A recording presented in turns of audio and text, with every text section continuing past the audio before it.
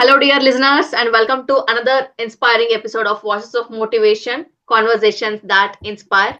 I'm your host, Smita, and as always, I'm thrilled to have you here. So, our last episode was a special episode where we focused on the professional aspect of life. I'm sure you have listened to that episode, and if you haven't, then do check it out.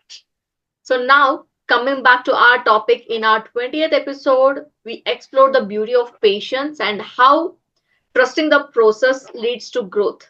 So today we are diving even deeper into this journey, talking about an emotion that walks hand in hand with patience, and that's hope. So let me share a story with you today.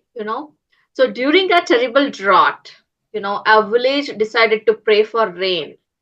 Everyone gathered at the temple, but only one little boy brought an umbrella. You know, that umbrella wasn't just a gesture, it was a symbol of his hope, his belief that the rain would come. So, hope is that umbrella in the drought. It's, it's the quiet power that keeps us going when nothing else does. So, to guide us through this topic, let's welcome back the heart and soul of our show, the wisdom sharer herself, Siona Xavier. Welcome back, Siona. Thank you, Smita. It's always a joy to join you and our listeners. I love that story of the little boy with the umbrella.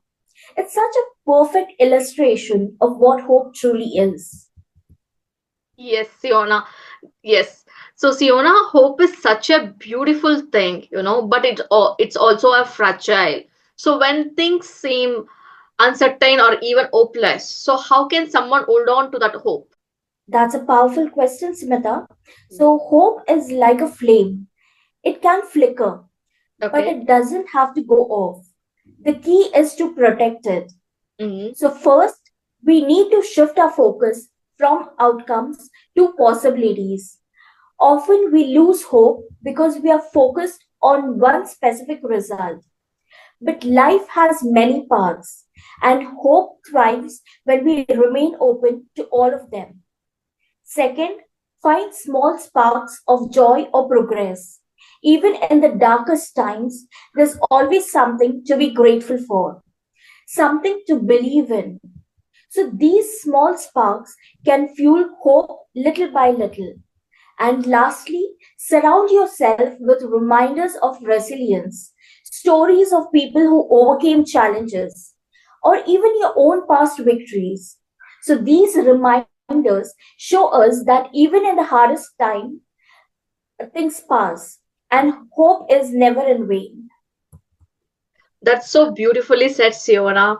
But what about those who feel like they have been waiting forever and their hope is wearing thin? So, how can they reignite it? Oh, Smita, I hear this so often.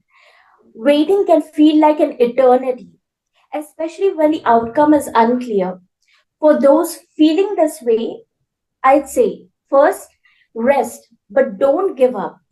So it's Mm. okay to feel tired, but don't let that stop you from believing. Take a pause, breathe, and remind yourself why you started. And second, reframe the wait. Instead of seeing it as wasted time, see it as preparation. So waiting isn't empty, it's a season for growth. And thirdly, lean on faith. So have faith and hold on to the belief that something good is coming. Faith and hope are deeply connected and they strengthen each other. And so remember, hope doesn't mean ignoring reality. It means believing in a better future while working towards it. That's so comforting, Siona. It reminds me of the saying, hope is not a strategy, but it is a starting point. So, for our listeners, what practical steps can they take to build and sustain hope in their daily lives? Absolutely, Smita. So here are a few steps to keep hope alive. Mm. So first, visualize positive outcomes. So Okay. just imagine what success or healing looks like. Visualization can make hope feel tangible. So celebrate small wins.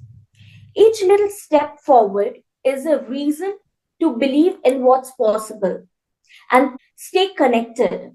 Talk to people who inspire you. Share your feelings and let their hope lift you. So, finally, keep your focus on the present moment. Hope isn't just about the future, it's about finding beauty in today. Siona, I love how practical and relatable your advice always is to help our listeners engage with hope in a meaningful way. So let's introduce them to a special activity today, the Hope Tree. So, would you like to share how it works? Of course, Smita. Hmm? So, the hope tree is a beautiful and visual way to nurture hope. So, first, draw or create a tree. It can be a physical tree in your garden, a drawing on paper, or even a digital version. Hmm. Second, add leaves of hope. So, write your hopes on paper leaves and attach them to the tree.